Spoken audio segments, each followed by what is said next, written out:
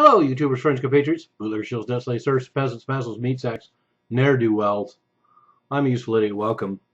And back to the good old USA, because I kind of decided to do a quick editorial. I don't usually do just strictly editorials, but I kind of feel compelled in this case, particularly after the Iowa caucus dust has settled now, and I did that previous video on Ted Cruz. And I'm going to kind of step out on a limb here and just go with my gut feeling and suggest that I could practically guarantee that the election in Iowa, the caucus in Iowa, is rigged, and that the GOP somehow, some way, effectively sabotaged the Trump campaign, because the Trump campaign was a very crucial juncture, one victory after another, seemingly impervious to all these faux pas over the last several months.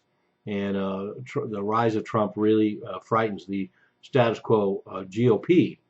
And therefore, one way or another, they were going to derail the Trump campaign. And what better way to do it than just kind of nip it in the bud, take the wind out of the sails in the first caucus in Iowa.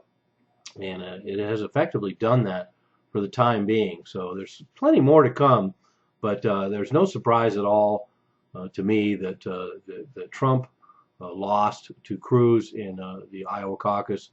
And mark my words, in the days and weeks and months to come, we're going to find out that somehow this election was tampered with. I don't really know if the state of Iowa uses debold machines or whatever kind of electronic vote counting machines were used to manipulate previous elections in Ohio, but certainly that could be a culprit.